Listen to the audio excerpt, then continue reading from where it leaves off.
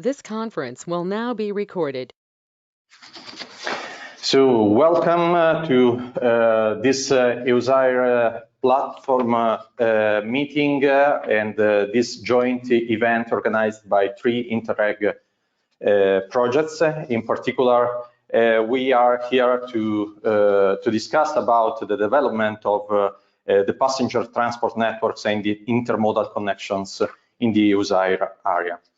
This meeting is recorded, so I kindly ask all the audience, all the participants to be aware about the recording. And I would like to say thank you to the EUSAIR stakeholder platform for supporting us in the organization of this meeting, of this webinar. We are not so many people, so there will be time also for a question and answer during the meeting, if possible. But I kindly ask you to use the chat to make the questions in order to avoid any problem with technical reasons for the technical devices, for example, the microphone and the audio. So I kindly ask you to use the chat to make your question and to make questions to the direct participants. Today we will talk about 3 INTERREG projects, which are 2 projects funded under the INTERREG Italy-Croatia program, MIMOSA, which stands for Maritime and Multimodal Sustainable Passenger Transport Solutions and Services, and ICARUS, Intermodal Connections in Adriatic Ionian regions to upgrowth seamless solutions for passengers. And the third one is an INTERREG Central Europe program project, SMACKER, Soft Measures and Actions for Behavioral Change and Knowledge to Embrace Peripheral and Rural Areas. As you know, transport is one of the most important sectors in which it is important to make something to reduce the emissions. There are a lot of research activities in this field, from private association, from innovation actions, and from INTERREG. I consider that INTERREG programs are very important to face this kind of problem, because there are some other programs, some other funding programs which are related to transport. For example, the Connecting Europe facility, which is related to much more on the infrastructures, and the Horizon Europe or LIFE programs, which are much more related to the innovation. So you can imagine that innovation is not possible everywhere. INTERREG is the right program in order to rebalance the situation among the different member states. So today we will have 3 sessions. The first one is dedicated to the presentation of these 3 projects, and the presentations will be done by Paolo Dileno from Central European Initiative for the MIMOSA project, the lead partner of MIMOSA project. Eleonora too, which is my colleague from the Institute of Transport and Logistics, which will show us also the activities carried out in the ICARUS project, and Giuseppe Liguori from SRM, Reti and Mobilità, which is the lead partner coordinator of the SMACKER project. In the second session, there will be a speech from Lodovico Gherardi, which is the managing authority of the Adrian program, which will show us new funding opportunities, especially focused on the EUSAIR area. In the third session, I also thanks Mr. Pierluigi Coppola, Professor Coppola, for moderating the roundtable with the regions, which will take input from the previous 2 sessions to discuss it. As we have a tough agenda, I kindly ask Mr. Paolo Dileno, the lead partner of the MIMOSA project, to show us which are the main objectives and the activities of this interesting project. Thank you, Paolo. Thank you very much, Giuseppe. Good morning, everyone. It is a real pleasure today to present you the MIMOSA project, but before this, I would like to stress the importance of what you have already said in the beginning, Giuseppe, regarding the importance of INTERREG projects. The Central European Initiative has it among its main focus and mission, the promotion of integration among its member states. And we use different tools in order to promote this integration, among which, as from 2004, the INTERREG projects are a really key tool to support this mission. So among these projects, I'm very pleased today to present you not only the main goals of the MIMOSA project, but also the interim results we are currently achieving. Let me just put into full screen mode. I think you can see it, isn't it? Yes, we can. Please. Great. So basic information about the project are the duration, that is 3 years long, a significant number of partners that have a macro-regional relevance, since a lot of types of partners are represented here, starting from scientific partners to public transport operators, and most important, considering that in the last phase of project implementation, we are addressing policy-oriented support, the presence of various public authorities and agencies for regional development.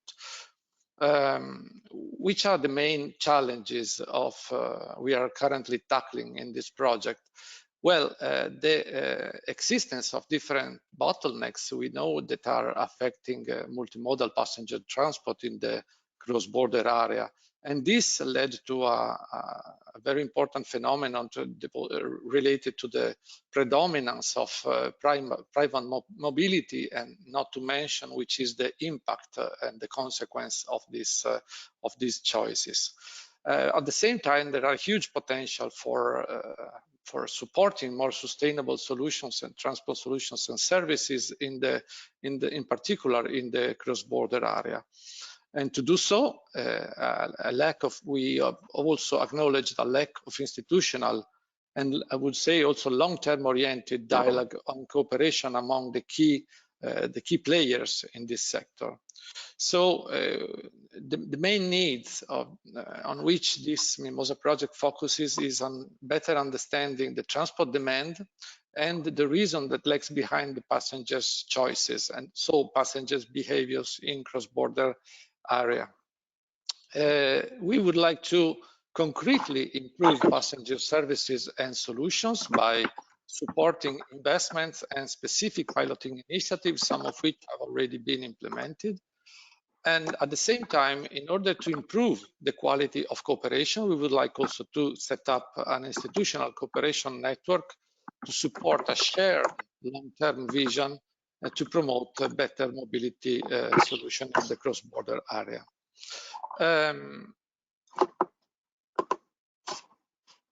MIMOSA, you know, it is a labeled EUSAIR project, meaning that we are currently supporting Pillar 2 of the EUSAIR strategy. Namely, we are focused mainly on, of course, on maritime transport. So we support optimization of port interfaces, as well as small infrastructures in a certain number of ports in the Adriatic-Ionian region.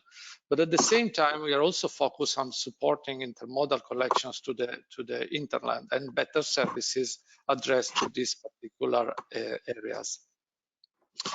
Which is the methodology and project approach? Well, there are three main phases on which we focus our project. So in the first phase, as I have already mentioned at the beginning, we focus on better understanding passenger transport at cross-border level, and more specifically, we would like to better understand the dynamics of passenger demand and what stands behind, so passenger behavior. So in this first phase, we work on better understanding this dynamics with the final aim of shifting, of course, from private mobility passengers to more sustainable solutions. It is worth mentioning that we have to face an additional difficulty dealing with in this period with passenger transport at cross-border level, and this is due to the pandemic that has dramatically limited let's say the attractiveness and the use of public transport solutions. So this is also another issue that is considered in the project analysis. As I said, we are also supporting concrete investments and pilot actions in the area.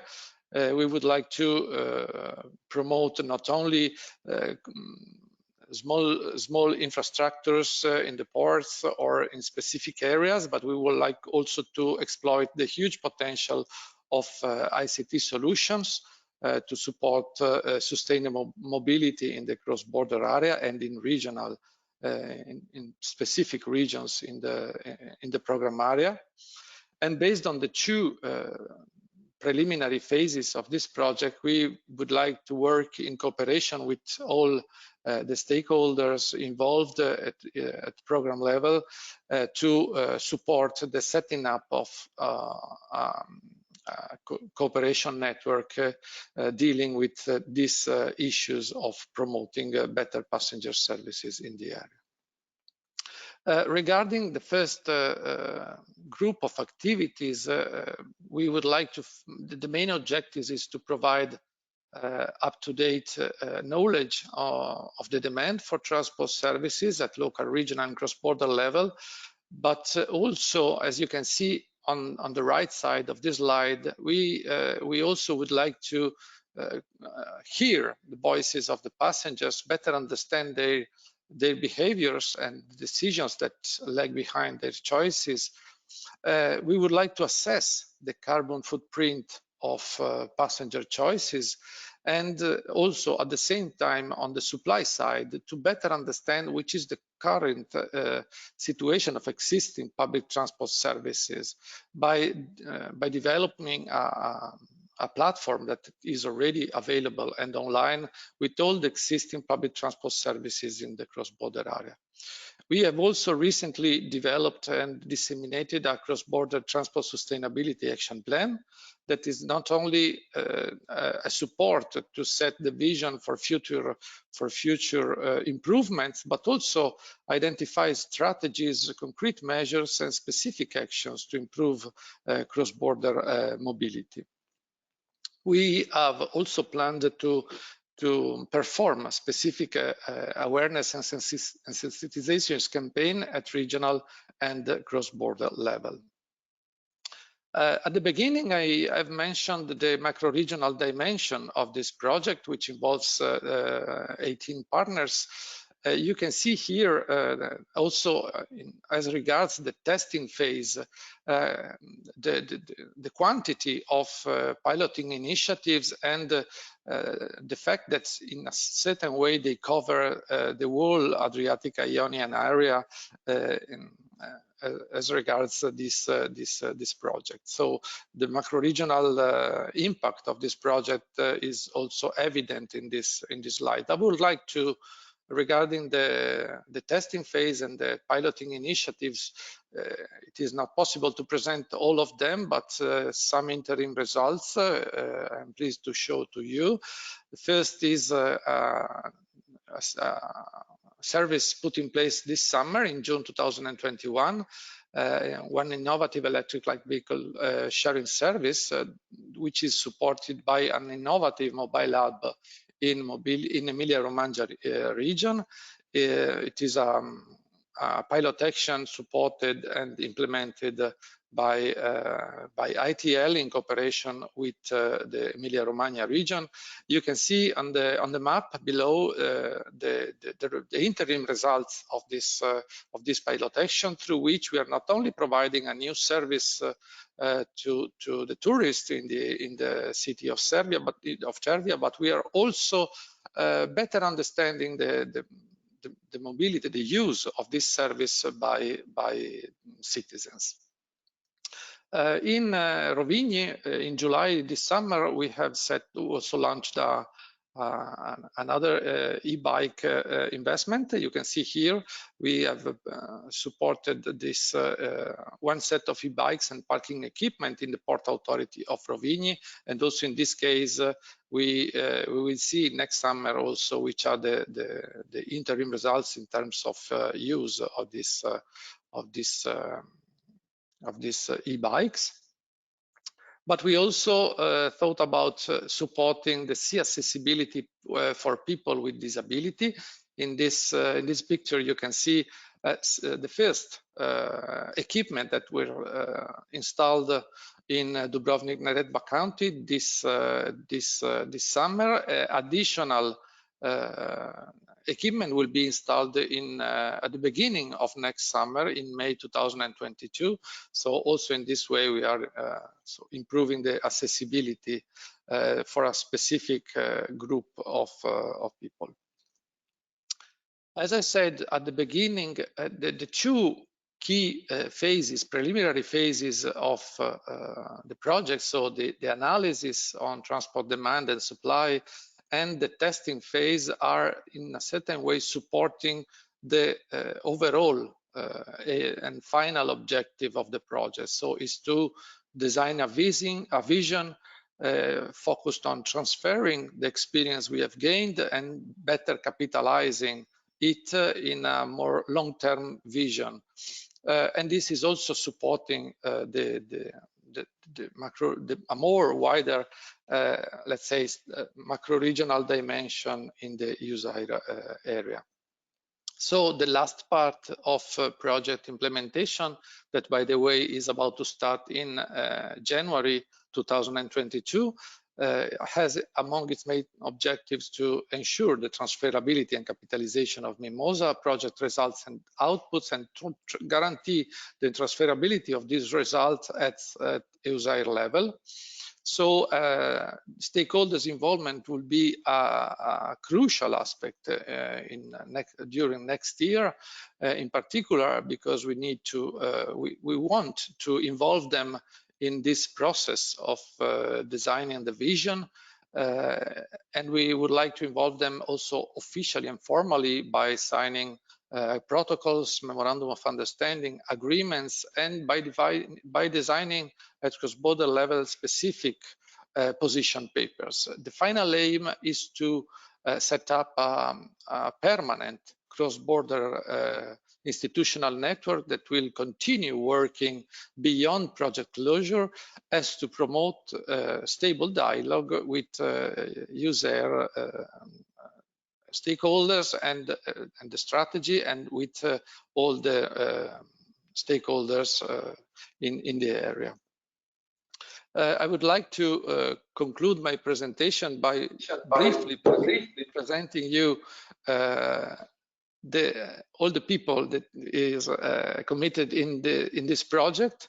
You can see we are a large group. Unfortunately, we didn't have the possibility to meet physically, but I see that the cooperation is really strong, and we are working together to bring our countries close. So it's all from my side, and of course I am available for any question. Thank you very much, Giuseppe. Thank you, Paolo. Indeed, this event was planned to be a physical event in order also to have some networking activities, because I would like to remind that this is a cross-program event between Italy-Croatia, INTERREG Central Europe, and in some way also INTERREG Adrian, which is represented by Lodovico Gherardi in the second session. So I kindly ask the second speech from Miss Eleonora Tu from the Institute of Transport and Logistics, which will show us the results of the ICARUS project, which is one of the projects which is going to end very soon by the end of the year. Miss Eleonora Tu, the floor is yours.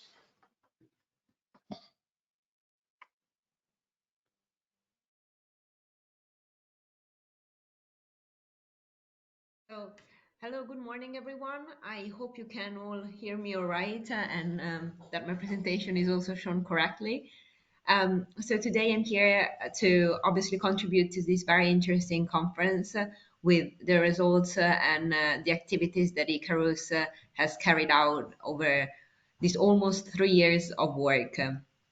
So I think my colleague Paolo has already mentioned the importance of projects, especially those that are cross-border, just like ICARUS, which ranges from Italy to Croatia. So ICARUS has focused very much on intermodal connection, as the name suggests. And yeah, so let me just very quickly show you a little bit what the project is, just in a nutshell, what our approach has been, the challenges that we have encountered, and then I have a video that I would like to share with you.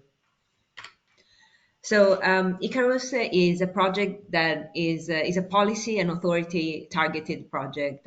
So our aim has always been to create new intermodal solutions which could take into account the passengers' needs and actually allowing at the same time for a great level of flexibility. In fact, we realized that nowadays this is really what users ask for a more user-centric and user-centric service, and also a service that is tailored to their specific needs. Of course, this is very hard to achieve, especially in a context where a lot of people use their private cars, and we know this is particularly true for many areas of Italy and for Croatia as well. So what we try to do over the course of the project is to develop innovative solutions, use technologies to adapt smart mobility, and also to promote, generally speaking, behavioral change through pilot and testing actions. So our project started on the 1st of January 2019. So luckily we had the chance to meet just before COVID started, and we land very soon, actually, at the end of December 2021. So we have 3 pillars for ICARUS, which are ICT, MAS, transport services and multimodality, and behavioral change. So I mean, I think we are all quite familiar with these concepts, but just to tell you how this concept, this approach was used in ICARUS. ICT was basically applied in a lot of our pilot action, because we realized that actually people are very much interconnected, and they expect their systems to integrate and to work in a, let's say, technologically advanced way. Also, transport services and multimodality is very important to us, because I mean, provided that public services can improve, possibly they will not give the flexibility that users are expecting. Obviously, comparing public services to private cars is not possible, but we think that a very good level of service can be achieved if different transport modes are integrated. And finally, we have behavioral change. I think a lot of projects try to target that, and really it's one of those activities where you can never quite have too much of it, but really I think it all comes down to the fact that change starts from people, and they need to be involved in this process. As I said before, ICARUS is an authority-targeted project, but we also try to involve students and stakeholders of different type. Actually, I have some later on some pictures that I can show you of this kind of involvement. Finally, I also just want to emphasize the fact that we dealt a lot with the concept of MaaS, which is mobility as a service. Mobility as a service is quite an innovative way of thinking about users, and actually it's about thinking of mobility not as a necessarily as a service that the user needs to supply by itself, but rather a service that eventually can be bought and can be used directly by the users themselves. So we encountered and have encountered different challenges that actually are quite relatable to those of the other projects that you will listen to today. So obviously we have noticed that there are bottlenecks in multimodal connections and governance. We have a lack of efficient multimodal connections, and also very often lack or low connectivity, especially in peripheral or remote areas. Unfortunately, still a lot of people cannot get access to proper service because maybe the place where they're living, this place, these services are not available. And finally, one of the other challenges that we recognize is the fact that basically we need to change the way the transport links together. So we also need to include technological solutions and make sure the intermodal connection are available to all. Here I put a picture that I think it's quite explicative when it comes to seamless connection, because nowadays it's sort of trendy to talk about seamless in the sense that we really don't want to have the user thinking that they have to interrupt their trip. Of course, this is, I think, a very extreme situation, but generally speaking, what we want the user to perceive is the fact that they are having a journey, they are taking maybe a journey from A to B, and even with public transport, with possibly intermodal connection, there is no breaking point in between.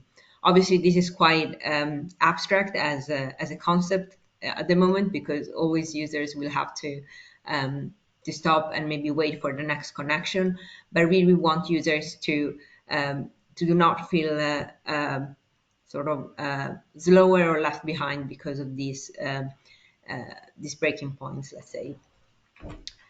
So going back to mobility as a service, as I was saying before, we have still quite a long journey to MaaS, but in ICARUS we really looked at this kind of possibility. So we like to think, and actually we worked a lot to make sure that our pilots also try to reflect the idea of mobility as a service, which as you can see from the slide, is the integration of various forms of transport into a single mobility service accessible on demand.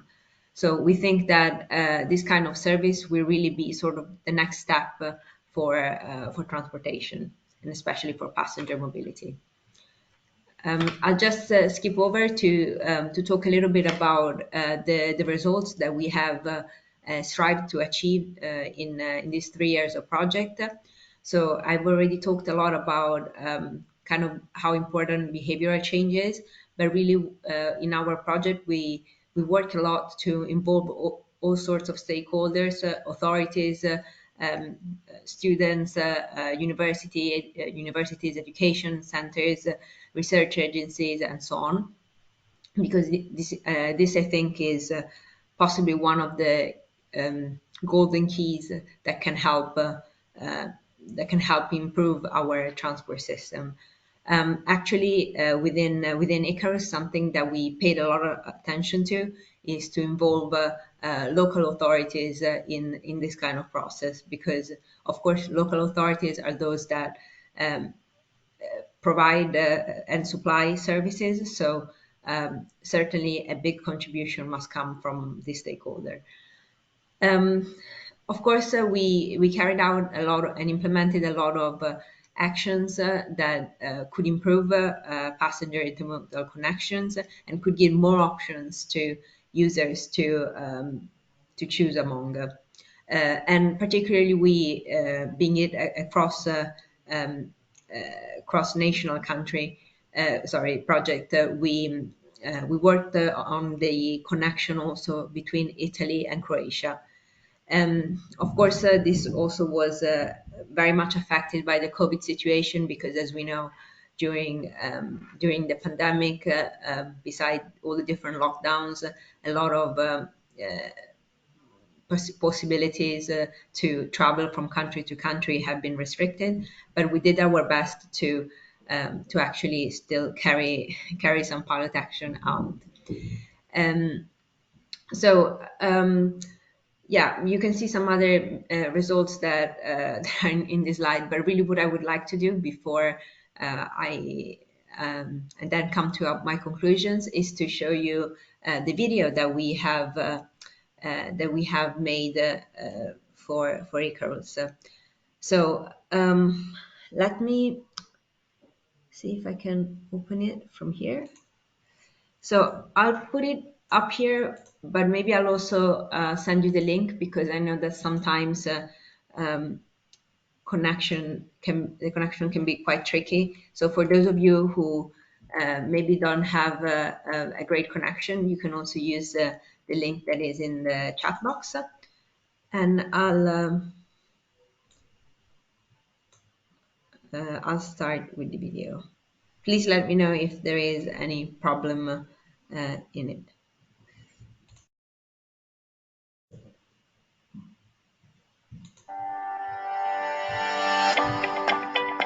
Pollution, traffic congestion, noise and lower quality of life are just some of the main consequences of the excessive use of private transport means in the regions between Italy and Croatia. The partners from the ICARUS project believe that the cooperation between actors and integration of transport services and intermodal transport can be a great answer to all these problems. ICARUS aimed to offer new transport solutions based on information and communication technology and mobility as a service, combined with change of behavior from the users. Mobility as a service is based on the idea to place the user at the very center of transport with an intelligent mobility management and distribution system. The ICARUS partners worked for 3 years to encourage new sustainable mobility behaviors and create innovative and intermodal services to make transport more efficient and beneficial for all. Let us walk you through the ICARUS pilot actions for intermodal and sustainable transport. We have introduced simple yet effective solutions to facilitate cyclists' access to trains. For example, bike ramps in train stations in Friuli-Venezia-Giulia region.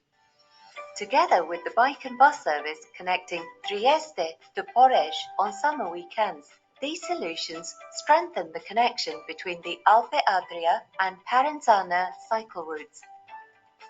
ICARUS introduced a journey planning app to find travel solutions within the region Abruzzo and to the Croatian coast.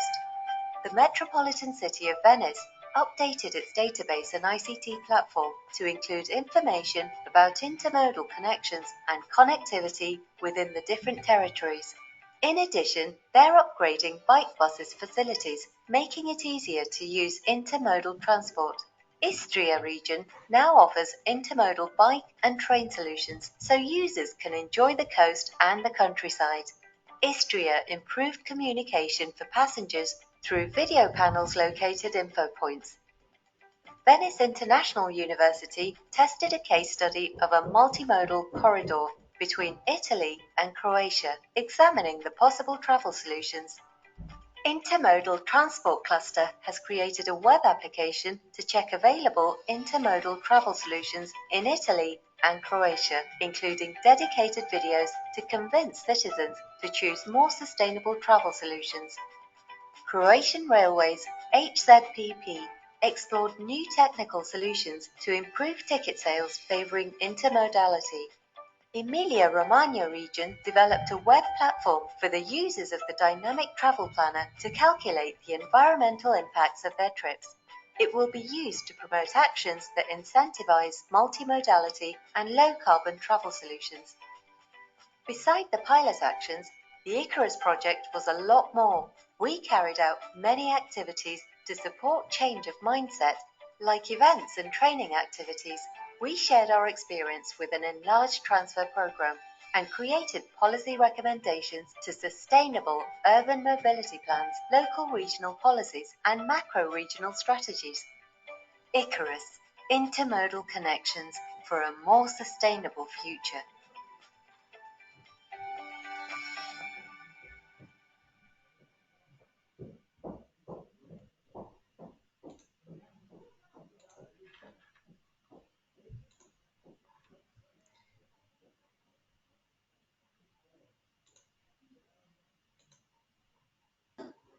All right, so I hope you all had a chance to have a look at it, and I think that over the course of this conference, we'll be able to discuss some of these pilot actions a little bit further.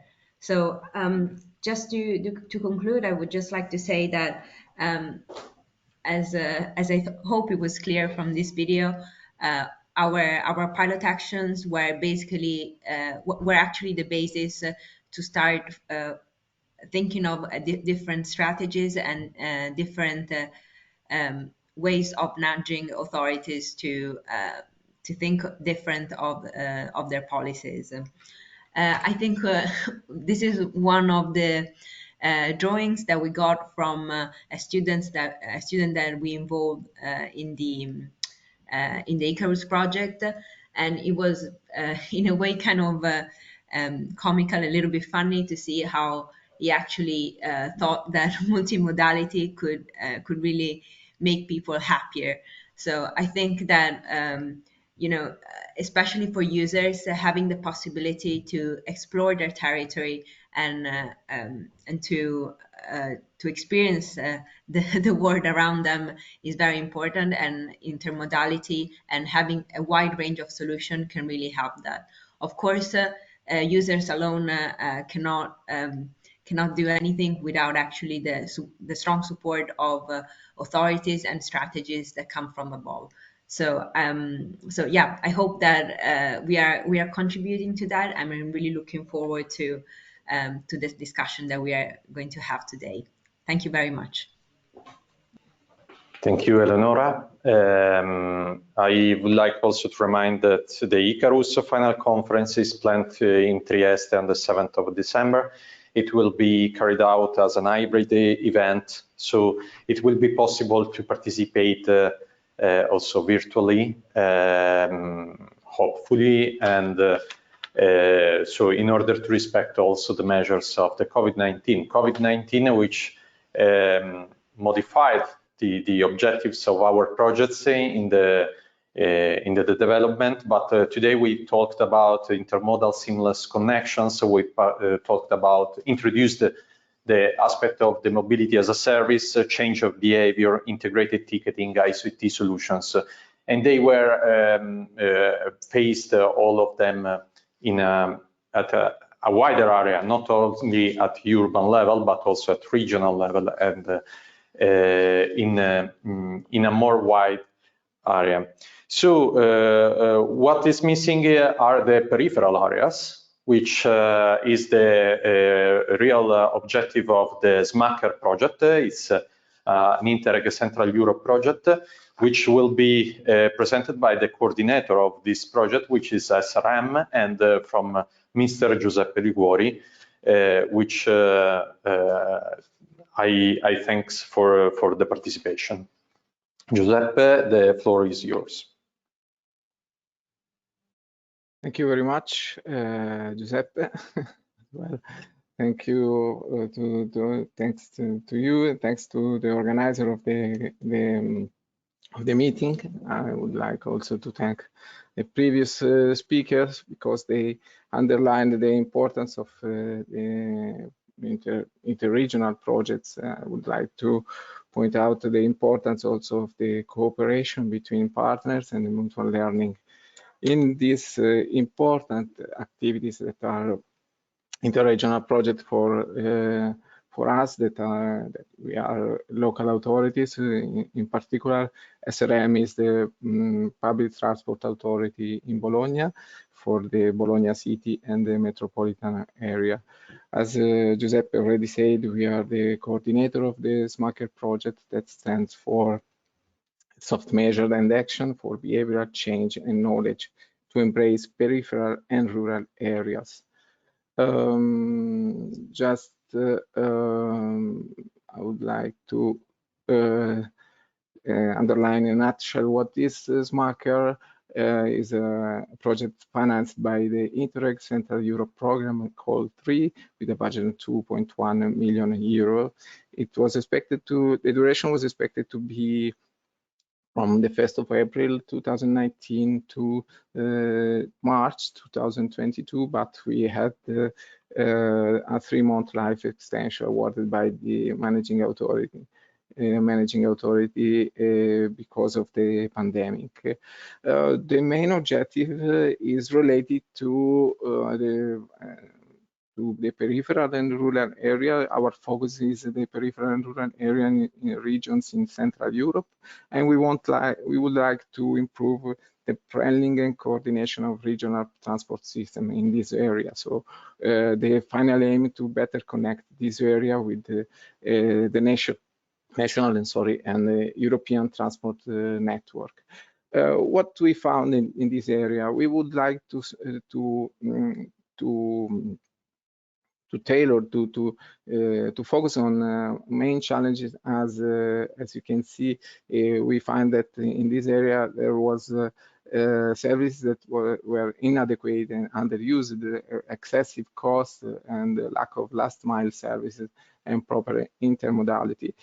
But also there was some problems related to communication and information to potential users.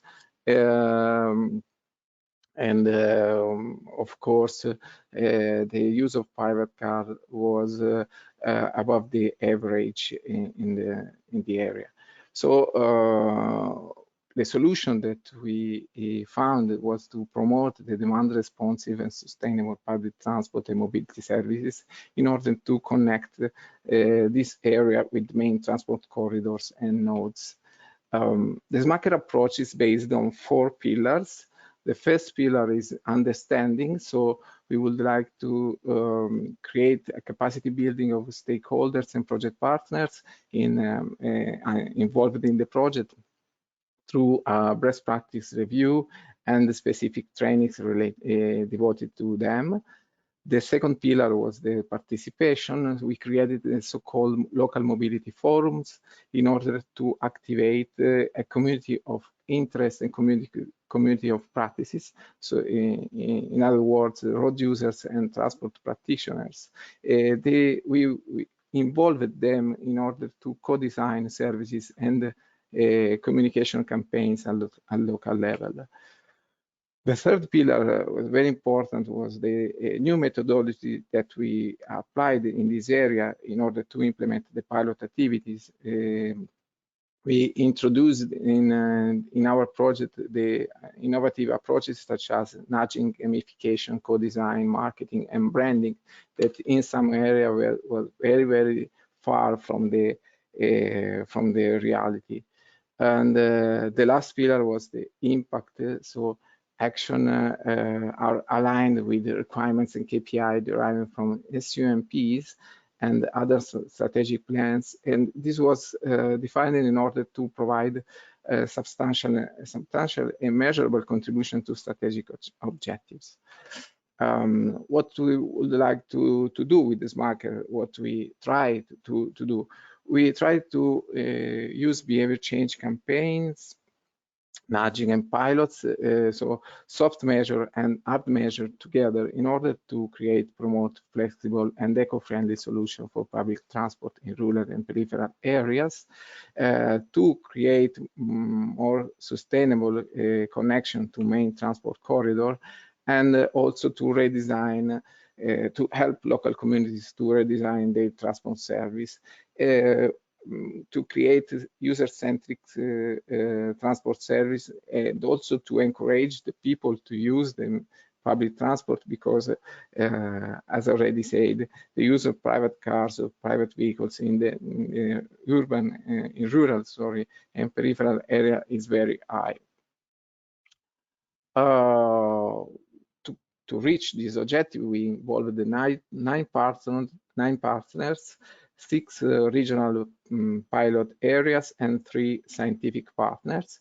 This is the we can have a look in this map of the location of the partner, and also the name of the partner involved in the area.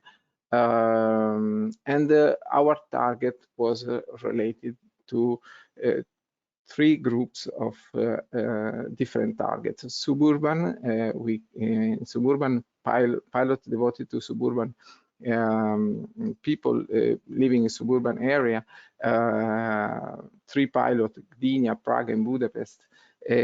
Targeted is especially commuters. Rural, we targeted tourists in this area.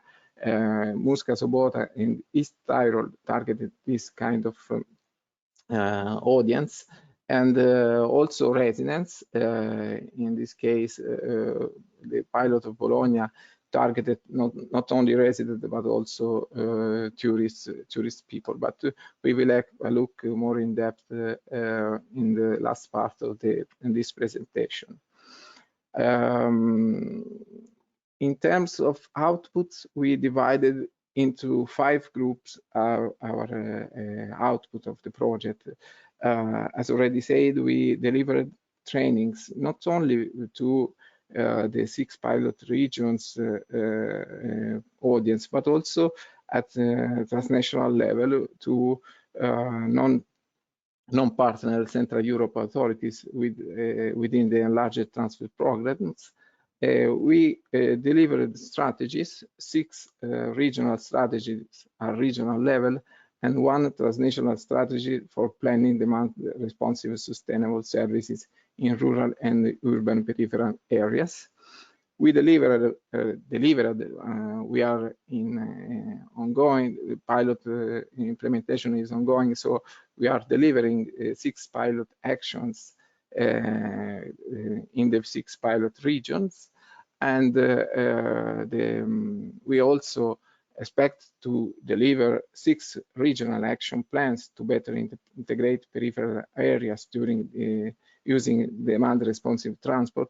These action plans comes from the lesson learned from the implementation of pilot action. So they will collect the results of the implementation after the evaluation process and the monitoring of the process, and will transfer to the regional authorities and the local authorities what we achieved during the project and what we would like to transfer at political level in order to influence the strategies at the regional and local levels according to the results of the project. And last but not least, the guidelines and toolbox. We would like to reach to develop a guideline on DRT planning and implementation, and 1 online toolbox for behavior change and DRT measures. This output will be the last one of our cooperation within the SMACKER project, and will be delivered at the end of the project, will be delivered through our website and at the final conference of the SMACKER project. So I would like to focus my presentation on my last part of the presentation on the 6 pilot actions that are running, just to give you a quick overview of what is going on these months. The pandemic, of course, affected our pilot, because we had to postpone some activities, but luckily we had the chance to implement all the pilot, even if some of them need to be rescheduled or a bit modified according to the pandemic situation. The first one that I would like to present briefly is the coal bus pilot that is running in the Bologna Apennines area. A coal bus means by bus, and it is implemented in a rural area, not very densely populated, as you can see. It was activated for the first time in 2018, but the project SMACKER gave us the opportunity to upgrade this service and to optimize the network in collaboration with the local mobility forum, and to endow this project, these activities with an IT platform and an app for management and booking. We already implemented a summer service mainly dedicated to tourists, and we are going to implement the winter service completely redesigned mainly for residents. These are the poster related to the winter services, one for resident, one that will serve the ski area of the Bologna Apennines. The pilot in Gdynia was mainly related to a behavior change campaign in order to educate people to use the bus instead of the private car. But along with the behavior change campaign, there was an exploration by a feasibility study of the potential of the DRT service, the improving of the existing public transport in the area, in the peripheral area of Gdynia, but also the implementation of some infrastructure works, such as bus stop shelters, fish-shaped seats in order to avoid illegal parkings, e-inks timetable in order to give to the bus users real-time information on travel time and other information from the public transport operators. So you can see the picture of road works, of infrastructure works here, and from our colleagues from Gdynia. In Prague-Suchdol, there was the need to connect the existing public transport network made by bus and trams with to better connect these existing public transport services with the city center, with the airport, and to connect the university to the city centers, but also to promote the use of the public transport, to create the possibility to study the possibility to implement DRT services, so transport on demand for users of the area, for city users. And also they in Prague implemented some nudging, very interesting nudging activities with schools in order to educate people to take the public transport instead of using other pollutant means of transport. In Murska Sobota, in Slovenia, it was tested and implemented an efficient app-oriented service, mainly for tourists, because the city of Murska Sobota is a SPE area. So this service was implemented in strict collaboration with the hotels of the area that offered this kind of book totem to book the trips, but also the trips can be booked by a mobile app. They implemented demand responsive public transport, and the pilot is running in this month along with the other one. The pilot in Budapest, in the city of Budapest, there was already 5 demanding responsive transport operating in the outskirts of Budapest. They were already fully demand responsive hybrid lines with normal PT pricing, but the SMACKER project gave to the city of Budapest the possibility to upgrade the system with a demand responsive front end available on desktop and smartphone, back end for dispatchers, so for the public transport operator, and an app for drivers. You can see here the app and the communication materials used in this pilot. The last one is the pilot in East Tyrol. In East Tyrol region worked on 3 different aspects. The first one was the social scientific research in order to reach mobility, sustainable mobility offers with a special focus on demand responsive transport services and car sharing. The second one was the implementation of a greenhouse friendly tourism offer. This was implementing thanks to several activities made at local level, such as training to contact person in municipality and local hotel, or other activities in order to make the system more visible, more understandable, and more integrated for especially for tourists. And the last one was to strengthen the e-mobility in the region.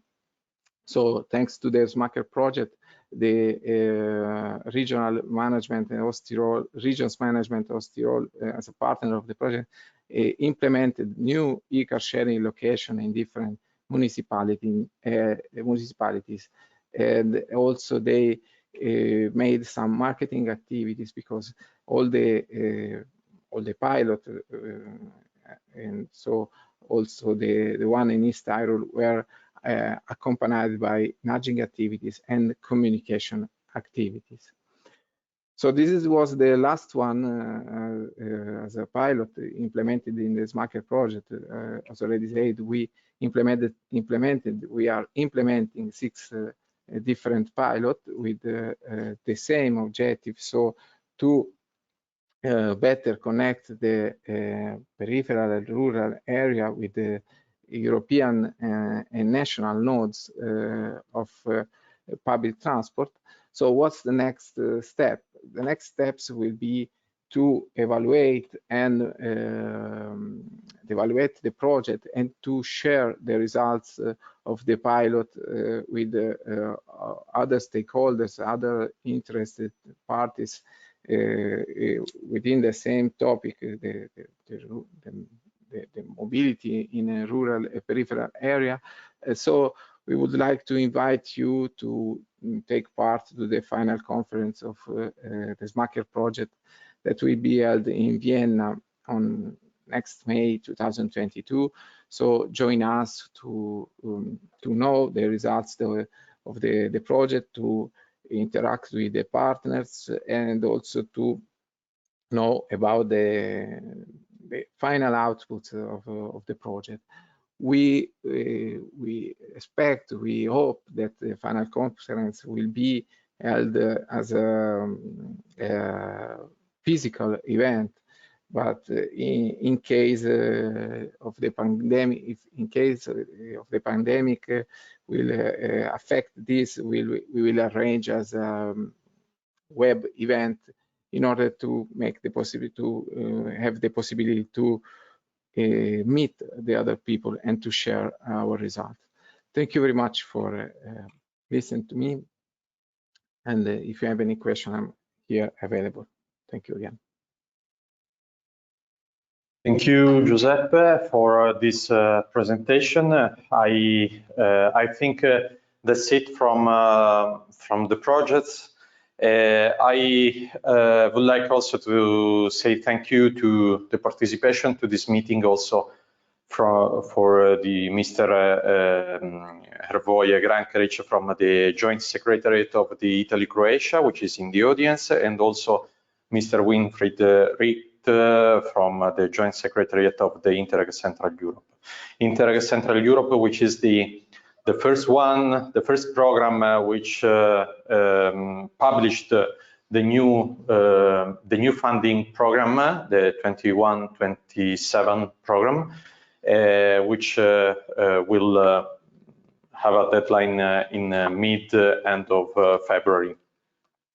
Today we will talk also about, so this is the end of the first session of the meeting. In the second session now we will have Mr. Lodovico Gherardi, which is from the Emilia-Romagna Region, the European Policy Departments. He was a member of several INTERREG Programmes task forces in the past and also currently. And more than this, he is the coordinator of the managing authority of the Adrian program.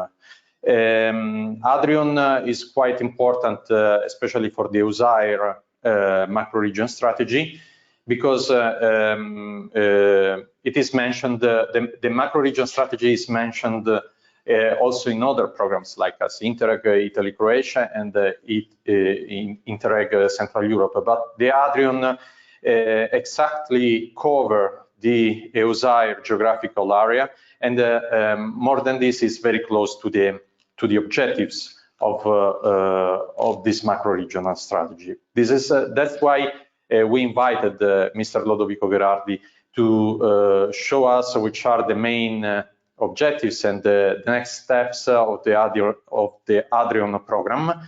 So, Lodovico, the floor is yours. I think you have a presentation.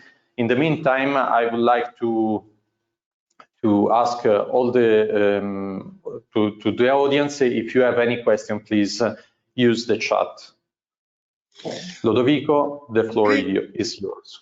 Okay, thank you, Giuseppe. Good morning to everybody. Now we are in a very busy time and in a very tricky time, in where some programs, and I say, and I'm happy and glad that there are also the representatives, the representative of the CEI-ES of Central Europe and Italy-Croatia, and I believe that it is important now to try to explain what are the situation, not only related to Adrian program, but in general terms related to the all the programs, but also related to the situation of cohesion policy. I try to, I have to share, because I have a couple of slides to show to you. I don't found, very sorry, where I can, how can I do? Please help me. From Marche region, there is the button of sharing the screen right in the bottom, the center bottom of your screen. You should see 4 icons. The third one is the screen one. It looks like. Thank you. Okay, good. Okay. Very sorry, but I'm aged, and for me it is really difficult to have all these different platform to discussion, and each platform have their own rules. Okay. From the beginning, I would like to say to you this. Okay, Interreg remain the second goal of cohesion policy, and in this new asset, we can found 60 programs across borders, of which 16 are ENDCI program and 12 IPA programs. programs, 15 transnational programs, of which the only IPA program, only named IPA program, will be Adrian. And the first news is that Adrian exchanged the name in IPA Adrian, and 4 remain the 4 interregional programs. Okay. What is the new approach to the territorial cooperation? Okay, for the first, coordination between programs. Commission asked to the program to have a more close cooperation, and this means that, for instance, in the Mediterranean area, we have a close relation with NextMed, EuropeMed, and Adrian. These 3 transnational programs works together to try to find a new solution and to share the points and the development of each process of programming, taking consideration the fact that EuropeMed, managing authority in France, in Marseille, are related to all the European Union country around the sea basin of Mediterranean sea basin, and have also some IPA countries named Bosnia and Albania. But and the CEI program NextMed have all the neighbor country, North African and Middle East, and also Turkey. And we are as Adrian directly related to the Balkanic area and the crossing east-west in the northern part of Mediterranean area. Sharing resource, this means not that with other programs we try to share the resources, but share the activities, share the and improve the cooperation between projects, because in the reality the projects are the life of the program. Concentration, and this is for all the programs related to the Green Deal especially, but it is common and typical for all the program. Participation in network of cooperation area and enhancement of strong partnership. But it is because we need to enforce the quality of the projects. Also because we are directly or indirectly devoted to the macro-regional strategies and sea basin strategies. And I think to Central Europe, for instance, that it is the program that have inside of this area all the 4th strategy. Baltic Sea, Danube, Alpine Space, and Adrian. The main news: broadening geographies of the program. EuropeMed, for instance, have the addition of all the Bulgaria and all the North Macedonia. I have some doubts related to the Mediterranean aspect of Bulgaria and North Macedonia, but it is, and it is the volunteer of the Commission. Concentration of intervention, I said before, Green Deal, blue growth, green growth, digital innovation, and pan-European territorial cluster, pan-European cluster in priority sector as big data, circular economy, IT security, and so on. Transversal integration between projects and project and program. Consistency with the 17 objective of Agenda 2030, because we have the need of the accountability of a neutral accountability of the results, and complementarity with other ERDF and ESF regional and national operational programs. Governance of intervention. and this is from my side really important, this aspect, because we are like a crossroad between west and east and south and north, because we are a part of, for instance, Central Europe, but we are strongly a part of Med area. We are inside of we are involved in Western Med initiative, West Med initiative, but we are completely related, as said before Giuseppe, inside the EUSAIR strategy. And multi-level governance between the different strategies and between the West Med and Blue Med initiative. Why not? The timing, as said before Giuseppe, some programs are now in the starting point, but the last deadline to submit programs will be the 2nd April 2022.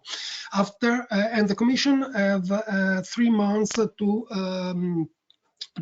make observation to the program, but with 5 months the program have to be approved. This means that the latest program, as Adrian is not go in a hurry for the difficulty that we had in the negotiation between partners to set up some kind of initiative. This means that at the end of the next year, in the second part, for sure, all the program have to be will launch the first call. This is the second information. In the second half of 2022, all the program, but for sure, Adrian will launch the first call of for first call for programs. IPA Adrian program. This is the new name, the new acronyms of IPA. The enlargement of the area. There will be the enlargement with to Cyprus, to North Macedonia, because the North Macedonia entered in the EUSAIR strategy last year. Republic of San Marino officially entered in the strategy on 19th of November of this year, the day, not yesterday, but the day before, last week, on Tuesday. This means that there is for sure the enlargement of these 2 states. Cyprus asked to enter, but the answer from the program side was that you have to wait the entrance in the strategy, because, as said before Giuseppe, we are completely related as geography, but also in the topics to the EUSAIR strategy.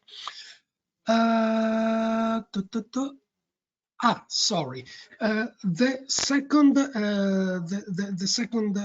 point related to the first is that now there are 4 European Union countries, 5 not yet European countries, and a little country as San Marino.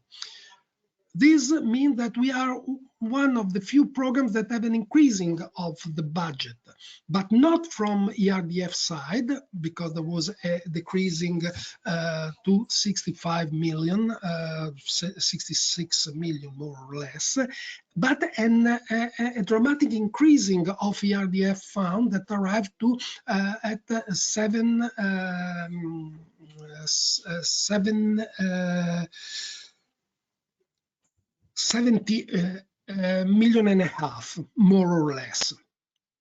And this is the reason why now the new name of program is IPA Adrian program.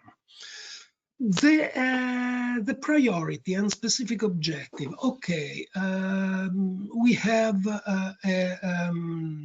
PO2, political objective 2, as a main axis and the main point of attention of the program, related to the greener, low carbon transition to a net zero carbon economy, a resilient Europe, the environment and all the action related to the Green Deal. In this, I would like to underline this fact. The mobility, the sustainable mobility, a multimodal urban mobility as a part of the transition to a net zero carbon economy is a part of our program. And all the issues related to this now is to be considered inside to this political objective and to this axis. We have a political objective 1, a more competitive and smarter Europe, to promote innovative and intelligent economy transformation and regional connectivity of ICT. This is the second main point of the Adrian program. The third is a more connected Europe by strengthening mobility, political objective 3. We fight a lot with the Commission because Commission said that it is not important to take this political objective inside of a transnational program, but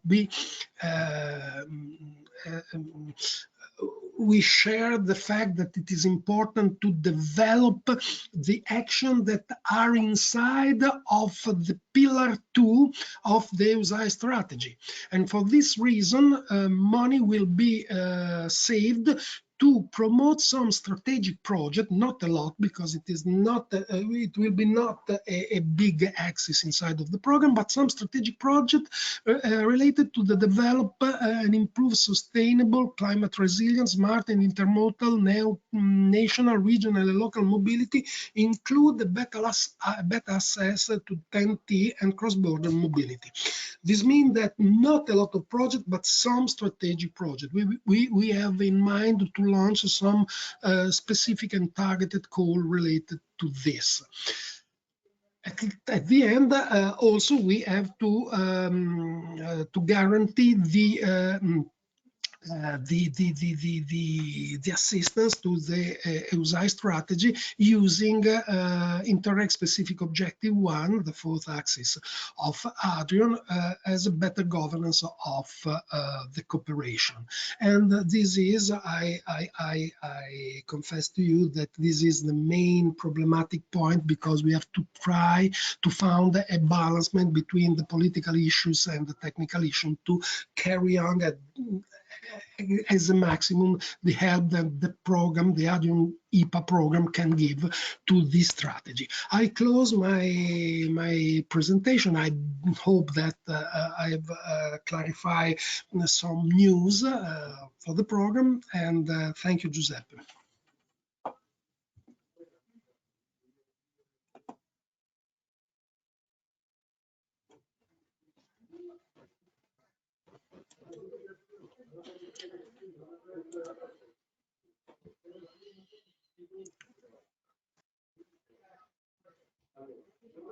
Hello, I don't heard anything.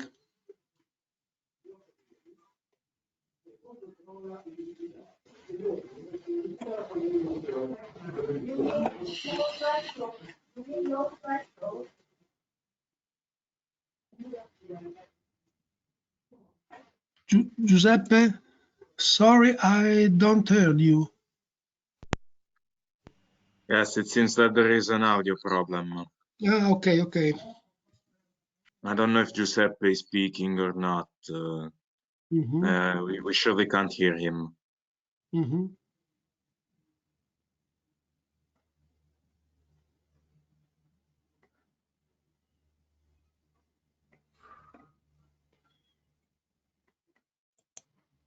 Can you hear me now? Yes, now we do. Okay, so thank you, Lodovico. It was for sure very interesting for us this insight about the new Adrian program. For sure, it is interesting also what is going on in the other programs. For sure, we are now sure that the INTERREG Central Europe and the INTERREG Adrian will promote the transport priority. we really hope that also in the Italy-Croatia this topic will be faced. Also in a way, in an integrated way, so from the transport point of view and also from the low carbon point of view, because it's quite important to have the transnational, interregional dimension, but also the urban level, which is quite important. So thank you, Lodovico, for this interesting presentation. I kindly ask now, we are 10 minutes late, Professor Coppola, to take over the moderation of this meeting. Thank you for your availability and for your because there were some problems with the agendas, so thank you for making it possible. And I wish you a good moderation of the meeting. Thank you. Thank you, Dr. Luppino. Thank you. It's my pleasure to moderate this session today. I see in the list of participants many friends and colleagues that I already know and had the chance to meet in several other occasions. But so I would spend just few words to introduce myself. As said, I'm Professor of Transportation Planning at the Politecnico di Milano, Italy, but I do intervene in this conference today as a coordinator of Pillar 2, that is the pillar of the European strategy of the Adriatic-Ionian region, EUSAIR. The Pillar 2 is the pillar that deals with transport and energy networks. And actually, I've been coordinating since 2017 the activity of the transport subgroup. So it is my pleasure. So it's me that to thank you, or to thank the Institute for Transport and Logistics for having invited to this interesting conference. And the reason it's because within the TSG that I am coordinating, the thematic steering group on transport that I am coordinating within EUSAIR, we have always in the last year giving a lot of importance to the experience, the project ideas and the practices that comes from the regional level.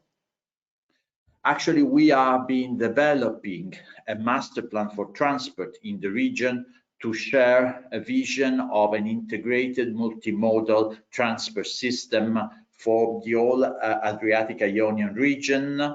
And we are working hard to identify within the master plan the most urgent challenges to achieve this vision.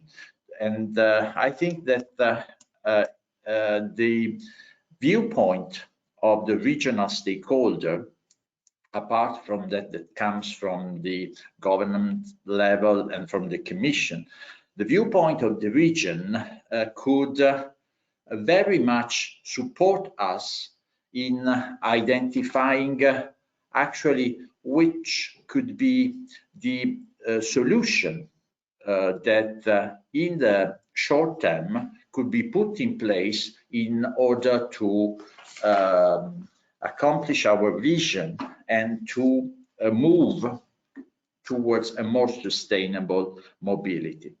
So moving to the, so thanks again for the invitation.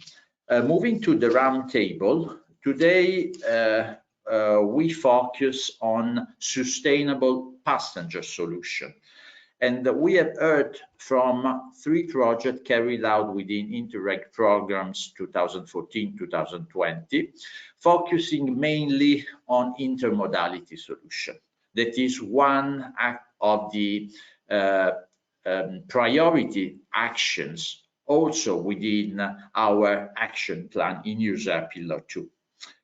The second point is the behavioral changes, meaning what are the behavioral changes that we need to take or that we need to understand firstly, as it has been clarified And this is, in my opinion, also as transport researcher, a very relevant topic, particularly for a region that present such a high level of heterogeneity of reality, heterogeneity of cases.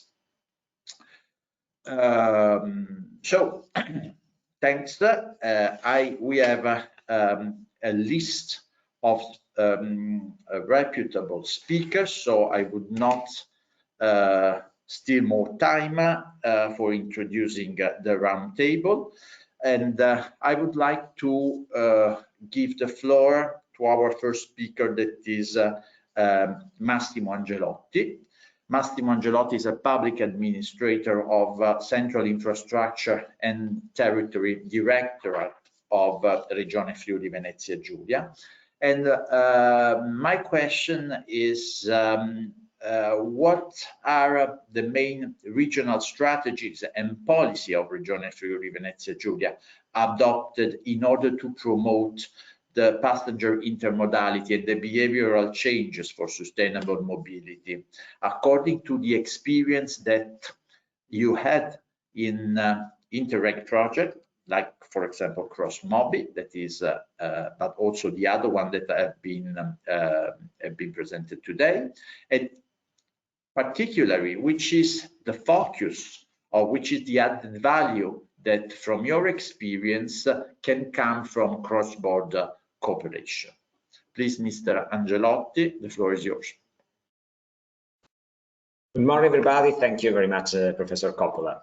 Well, with reference to your question, I would say that Friuli-Venezia-Giulia region has been, I would say, investing in and exploiting the opportunities given by various INTERREG projects and territorial cooperation projects for boosting a new mobility offer at regional and at cross-border level at the same time, taking into account that being a bordering region and sharing the borders with Slovenia and Austria, we can't just plan and arrange our public transport system or all the mobility system in our region without considering the flows, the traffic flows coming and going to our neighbors of the Republic of Slovenia or the land of Carinthia, talking about Austria. And what we've been doing in the past years, I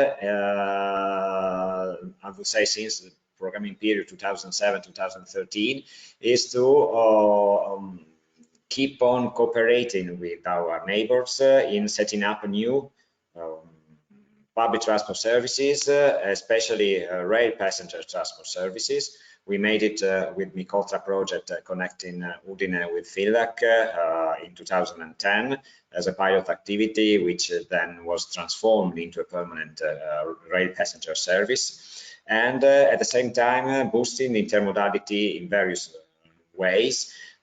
First of all, I would say the bike and train intermodality, exploiting at the same time the network of cycling routes, the main cycling routes which are crossing our region and which are also very well connected to Carinthia and the Republic of Slovenia, and exploiting the fact that the main cycling routes are running very close to the rail network. And that is especially the case of the connection between Udine and Villach. And it is also the case of the recent rail passenger services that we managed to reactivate in the framework of Cross-Mobi project, connecting Udine, Trieste and Ljubljana, so making available for the citizens of our area and for the tourists a cross-border, real cross-border rail in public transport passenger service, which was missing since many years. And in the past, I would say that we had just some intercity Eurocity trains which were crossing the border between Italy and Slovenia, so no connection whatsoever to the people living along the railway axis for crossing the borders and so for reaching Friuli-Venezia-Giulia region and on the other side of Slovenia using the train. And in this way, we've been trying to also invest in making possible step by step, I can say, some behavioral changes in the mind of our citizens, because we are very much convinced that the wider is the options that we are providing, of course, the more sustainable they are, the higher is the chances for the people to think about their mobility habits and to exploit the opportunities given by new solutions, new services. And we've been doing that also, again, as I said, exploiting the cross-border cooperation, because we do believe that the cooperation at cross-border level is very much important, and it is a way of making of providing real concrete answers to the citizens of our area, and again, I was saying, to the flows of tourists which are also crossing our region for reaching Croatia and passing through Slovenia. So in that way, I can just testify and confirm that we will keep investing in that option, in that direction, and also exploiting, if possible, the opportunities given by the programming period 2021-2027. Thank you. I just have a curiosity. Since actually you have mentioned also this service, cross-border service between Venice, Trieste, and Ljubljana that has been designed within a cross-mobi project. My question is then, how did you achieve to make the service operating also after the closure of the project? At which level the let's say the operators, the transit operators, the railways operators have been involved in this very interesting experience of cross-mobi? Well, we've been lucky because we are having a contract with rail passenger operator Trenitalia, and inside the contract it is envisaged that they are in charge of running not only the regional services, but also cross-border services. So we started from that basis, and we involved, of course, the operator on the Slovenian side, so Slovenska železnica, so Slovenian Railways. And we made it possible, everything, and the launch of the service in the framework of the running contract with the Trenitalia.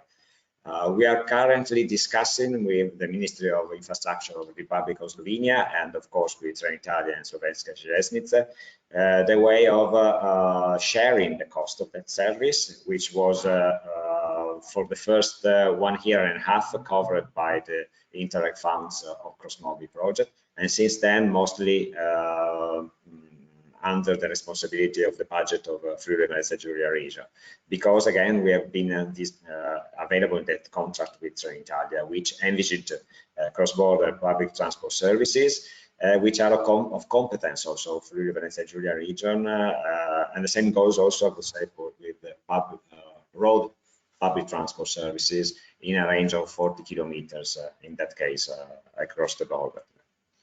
So we started everything taking into account the contract we've been having with Trenitalia, which is a different example from the one we had when we launched the services between Udine and Emilia-Romagna and Villach. In that case, we had the two operators, OBB on the Austrian side and Ferrovie Udine Civitale as an in-house company of Friuli-Venezia-Giulia region. And after the pilot service during the INTERREG project, we transformed that service into a permanent service on the basis of an agreement between Friuli-Venezia-Giulia region and Emilia-Romagna for keep on co-financing that passenger service, which is run by both the passenger service operators of Ferrovie Udine Civitale and OBB, which are also sharing the rolling stock, wagons and locomotive.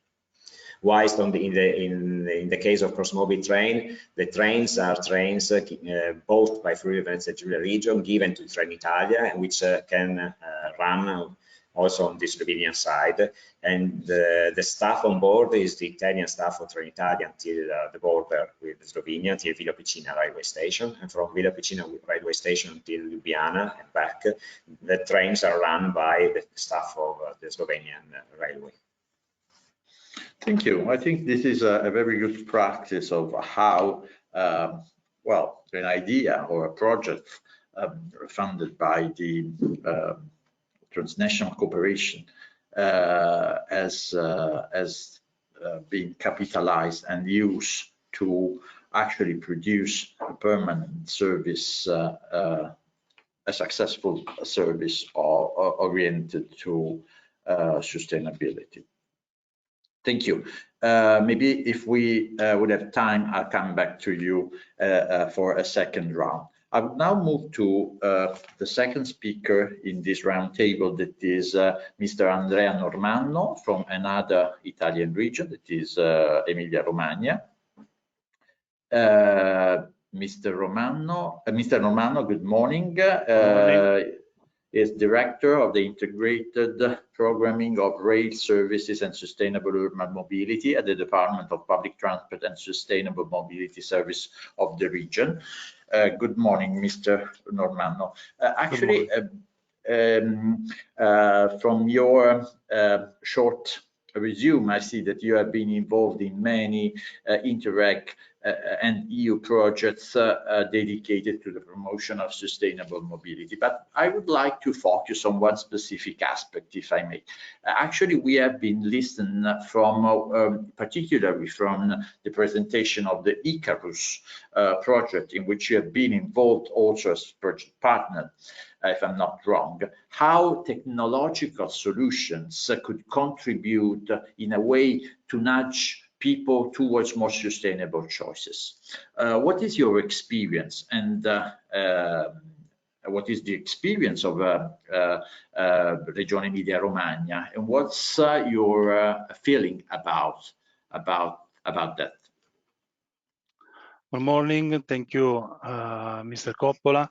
Emilia-Romagna region has always been committed to sustainable mobility problems and try to boost with several actions, both on the renewal of the buses and fleet and the process of changing citizen behavior towards a more environmental friendly mobility.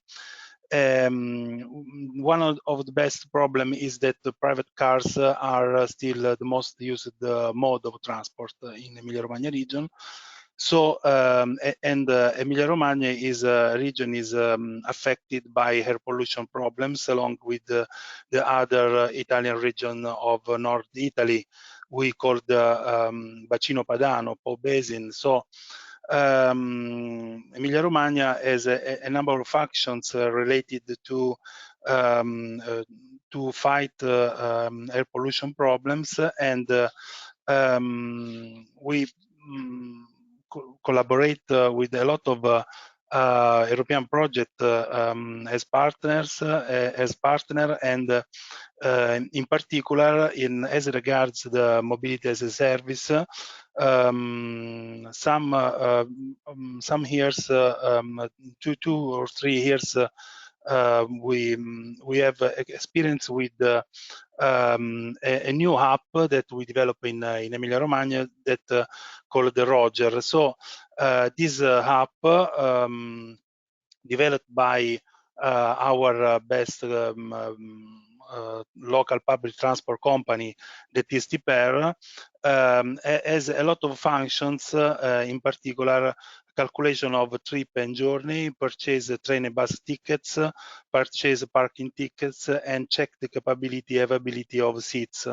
So we try, in particular in this moment, in pandemic moment, that we have a lot of new restrictions in mobility matters. We try to develop, in particular, this project ICARUS to develop a web portal to calculate the CO2, the PM10 and NOx savings by choosing to use public transport as an alternative to the car. These pollutants are particularly important of measuring the level of air pollution. The calculator is connected to the Roger app and provides all users with tickets and traveling information in Emilia-Romagna region. The portal, called Roger Ambiente, provides aggregate data that measure savings in 4 pollutants. Moreover, a user can check his or her own environmental savings data by registering, giving his or her consent.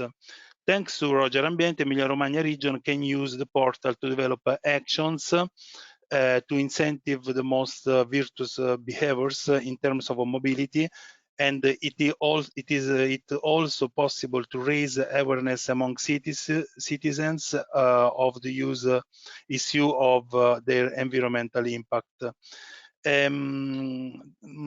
We launched this project on December of this year, and we are now in a phase that we are check if this portal is is correctly built, and we hope that in the next year we will extend this functionality in all the region. So in this moment we try to use with 30 person that are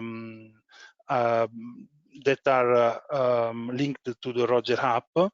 And in another project that we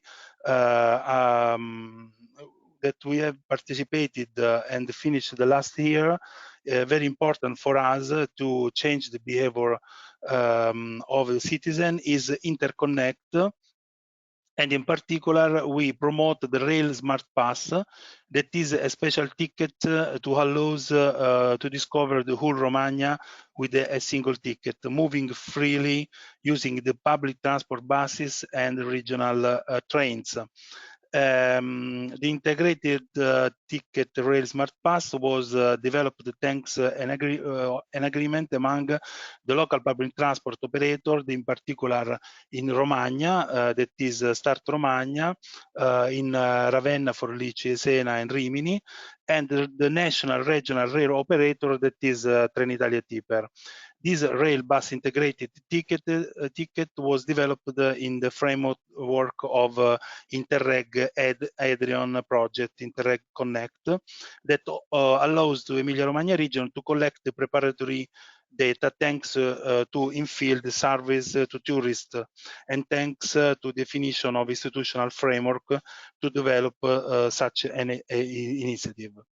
Thank you. Thank you. Very, very interesting, both the project that you have mentioned, or your participation, your pilot action in ICARUS. As far as I understand, this platform would be available starting from December this year, and next year you are going to validate. I would be very glad to keep informed about how actually would be the outputs and what would be the reaction of the demand to that kind of nudging actions. Have you have foreseen in this project, in this implementation phase, a validation of this policy measure, and how? I mean, how are you going to monitor if actually this information of the carbon footprint or the pollutant footprint of each individual trip would be perceived and would modify the individual travel behavior if you did it? Yes, we try to extend this project to in the next year. Also, thanks to another European project that we coordinate, that is Prepare. Also, the colleague Massimiliano Angelotti is involved in this project, and we try to extend this project in the whole the North region. So we try to monitor it if it is a possibility to change the behavior of a citizen with this website, and probably we try to extend this good practice also to the municipalities that for example have participated in the past to the development of SAMP. In particular, Emilia-Romagna Region developed incentivated the SAMP in the municipality with more than 5,000 inhabitants, and one of the action of this SAMP is to monitor it every 2 years, as the ministry wants, every 2 years how the actions are in progress. So this is another opportunity with this ICARUS app or a website to link mobility, the sustainability of actions that we are developing in our region. Thank you very much. And let me also pointing out that also the other projects that you have mentioned, interconnect, related to integration of fares and integration of services from the fare perspective, is very much interesting, because according to my experience, integration of fares come before integration of services, or at least they come together, and without the support of the technology, it is very electronic ticketing, it is very difficult to find an agreement between the different operators involved in the all integrated services. So thank you for having shared with us the experience of Regione Emilia-Romagna. Now we move out of Italy, and the next speaker would be Ms. Claudia Pučić from the Development Agency of Heart of Istria. She's also an external expert for Vortice, civil engineer, and with a lot of experience in EU-funded projects. Good morning, Ms. Pučić. Hi, good morning, everybody. I was very much impressed by the picture that was shown in one of the presentations before, drawn by a young boy or girl saying in Italian, multimodality will save our lives. No, that could be a sort of slogan for the future. What are the challenges, in your views, to implement multimodal solution, particularly in rural areas and in areas in which there are strong changes in demand?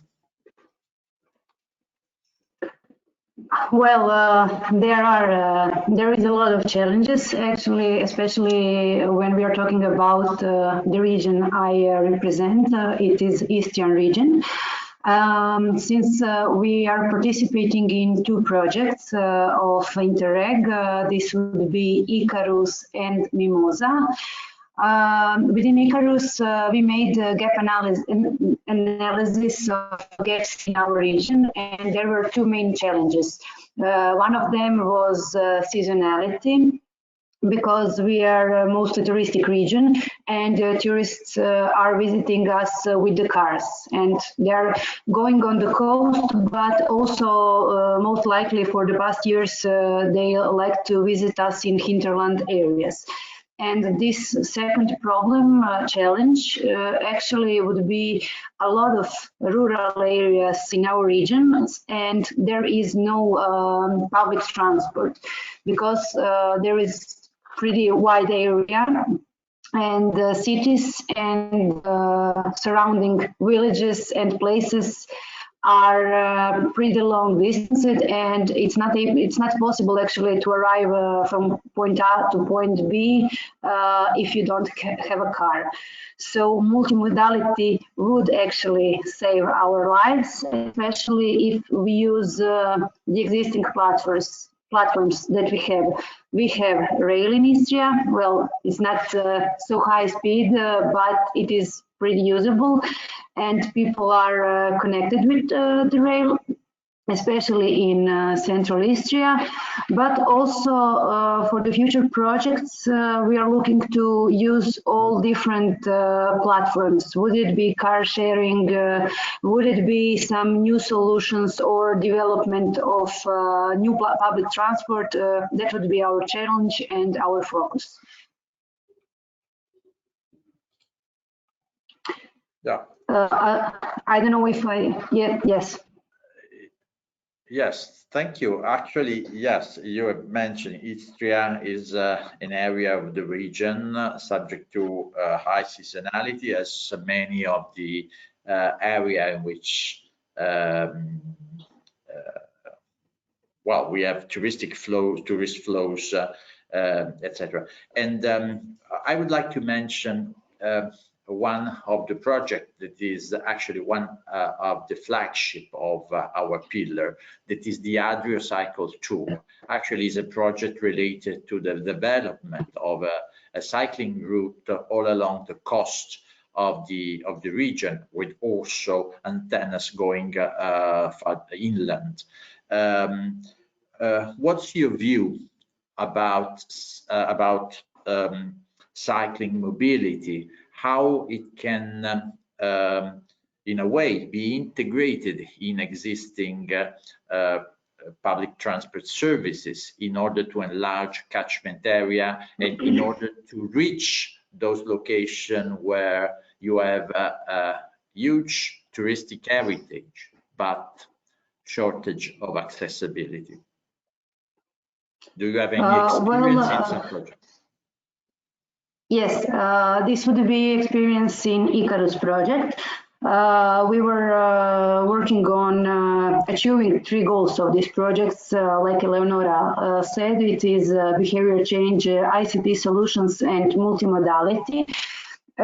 Since we are well known as a touristic region and with a lot of cycling routes, we were thinking how to connect these 2 options in our region. So we have rail and we have cycling routes, which actually they all make some kind of network.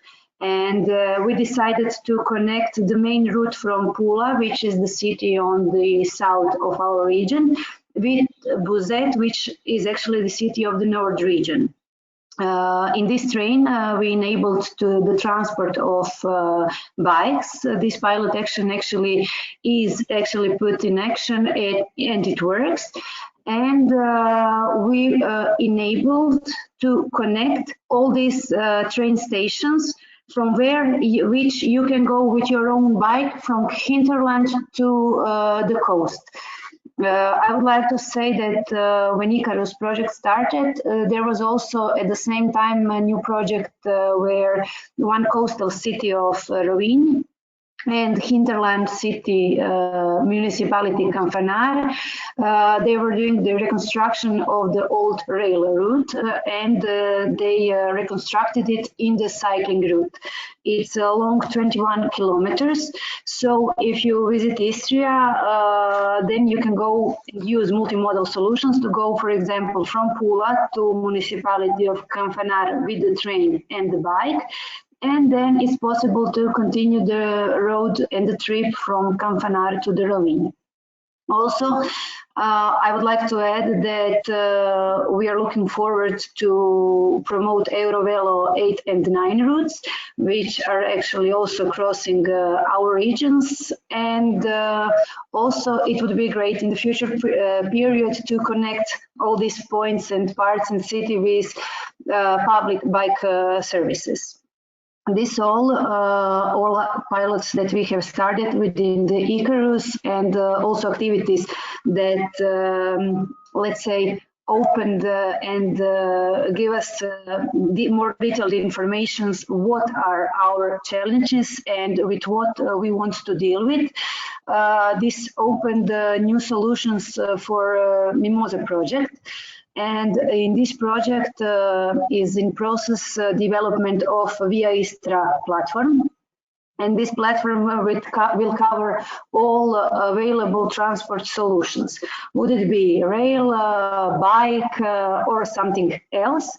And with Smart Card, new application, it will be possible to buy all these available transport solutions or bus or e-bike systems in Istria, but also it will be possible to explore the area and visit all cultural and touristic destinations. Also, these are the existing projects, ICARUS and MIMOSA, and now since the new period, let's say, is opening, we are preparing new projects, one of which is connecting rural areas and how to let's say, accept this challenge where it's not so possible to come from one rural, more distant area to the city center. Will it be public transport or car sharing? But also we will like to see the possibility of use of alternative fuels. Our focus will be on hydrogen and electromobility. So it's new for all of us, but hopefully we will try to do the best we can in this new period, in our new projects. Thank you, very interesting. I'd like to mention that in Italy we have one operator here in Lombardy region that also is investing in hydrogen technology, specifically for replacing the diesel train, the internal combustion engines on the train in some valley of our region. But I'm very interesting, same question as for Mr. Angelotti before. Who is the operator that manage of all this system integrated between bike and rail? You have a single operator, or it's something that will end and hopefully someone would take over after the end of your project? In this MIMOSA project is not a single operator, so everybody manages, so we have one operator for e-bikes, one operator for bus, which is the only transport in public transport in Istria, and also we have Croatian railways, which are public, and also third operator. They are all gathered in this smart card, which will be managed by one operator. And this will continue in order to have sustainability in this process. We don't want it to finish when the project ends. So there will be an opportunity for one operator which will gather actually the management of this smart card application. But when talking about the transport operators, there will be all by themselves when talking about different transport solutions. Well, it is very important that actually within the project you find an agreement for them in order to try to have a follow-up also after the closure of the project. Yes. Thank you very much, Ms. Pučić. I would come back to you eventually later for a second round, but now I would like to give the floor to Ms. Heidi Olenik, that is a project manager at the Regional Development Center Cooper. She has been involved also in several EU-funded projects, and in particular in the already mentioned CrossMobi, being responsible for many pilot actions. So, coming from a city like Koper with a strong vocation toward the sea, what is your experience of intermodality, integration between sea and land passenger transport modality? Hello. As you said, I represent the Regional Development Center of Koper, and we are covering 8 municipalities. For those who don't know, 4 out of those 8 municipalities are coastal municipalities and are the only coastal municipalities in Koper. In the last years, or rather in the past programming period, we've been involved in several intermodality projects. None of them ever planned something for sea transport and sustainable mobility. Then the CrossMobi project came, the strategic project that is about to finish, and it's not the last that we're planning. And we decided to try a pilot action of sustainable mobility and intermodality on the sea also. This was one of our pilot actions through CrossMobi, but it was the most important and the most successful and the most recognizable. Also, it had a very big media coverage. We planned daily transports in this season 2021, every day except Monday, from late June till the beginning of October. We had 4 stops, all the coastal municipalities were involved, and this means that every day this boat was available for the public in the morning and in the afternoon, the whole day of service, for a symbolic price of 1, 2, or 3 euro. This was the second year of service. The first year was the unlucky 2020, when it was very uncertain. I'm saying this because it was very uncertain when we were planning this activity, if it would be possible to realize it in the summer. In the spring, we were planning it. And the first year, it was only during the weekends, and it was for free. But it was such a success with the public, and all the media were very interested, and it really was crowded all the time, respecting the distancing required, that we decided to go every day in this last season. So this project is about to finish. We are hoping to obtain other projects co-financed by the European Union and relaunch this boat transport pilot activity, but the municipalities of the coastal area are so interested in continuing this very best practice of sustainable mobility and intermodality, since I forgot to mention the boat had also racks for bicycles, so it was possible to transport bicycles, and it was connected also to the bus lines, of course, that the coastal municipalities are planning to carry on these activities. We are having some meetings in these days to decide how it will be possible, but the costs of such boat transports are very high. As I said, the ticket of the last season was really symbolic, 1, 2, or 3 euro, depending on the route. But the public was very fond of this activity, and as I said, it was only one of our pilot actions through the CrossMobi project. We also provided 2 bus lines and a bike sharing system. But this was really the more recognizable concerning the sea transports, as you asked. So yes, from what you are saying, actually it was a success from the perspective of the demand. The service was very much well received. But my question, and I don't know if this is an issue that has been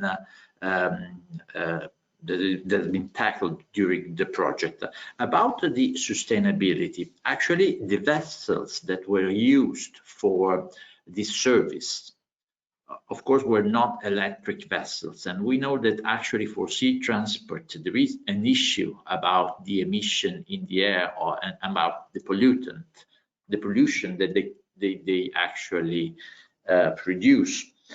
So how have you dealt with this in terms of impact on the environment of this vessel compared to the use of individual private car or compared to alternative land services? Yes. Or, previously, we did a feasibility study on sustainable mobility and intermodality through another project also, and got solutions. How could we deal with the big problem that we are having on the Slovenian coast, especially in the summertime when our roads are really crowded, because everyone wants to come to the sea, wants to come to the coast, to the beach, and the roads are really crowded. People get stuck in the queues for hours. This is really something common every weekend and also during the week. So the boat that we used was not electric, of course, as we said, but this is what we have at our disposal. When we made a public procurement, this is what we have at our disposal. However, this boat was full on every stop, meaning 70% was the capacity with the distancing, so something less than 70. So to us, it was a very successful pilot action because it took away many cars every day in the last season, and that was what we wanted to achieve. Yeah, definitely clear. And about there is another issue of sustainability, that is the financial sustainability. As far as I understand, the service for the first year was free of charge, right? So actually Yes. was open without any fare, was offered without any fare. So who pay for it?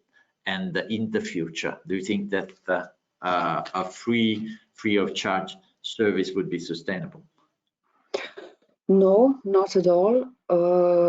As I said, the first year it was completely free of charge, and the public was hilarious. Was very happy about this.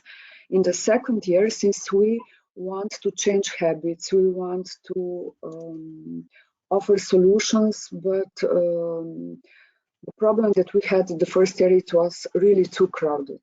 The interest was really high, but it was also high also the second year with symbolic price, but it was not the matter of the price of the ticket.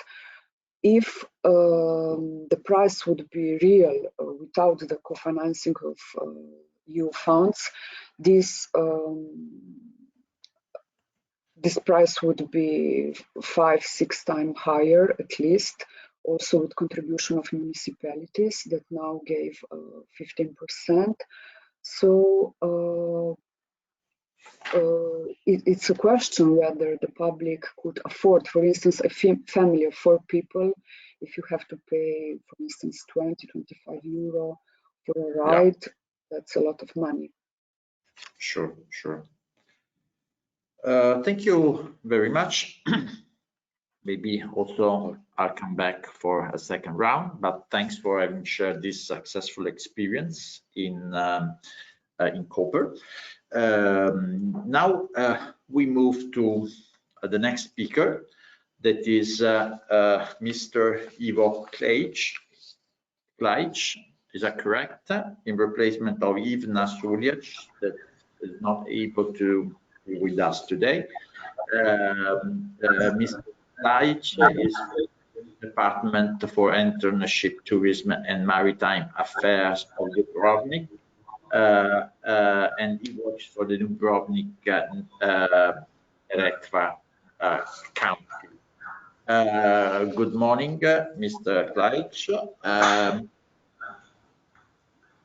The question for you, the main regional strategies and policy that Dubrovnik Neretva County has adopted or is planning to adopt in order to promote intermodality and to foster sustainable behavioral changes.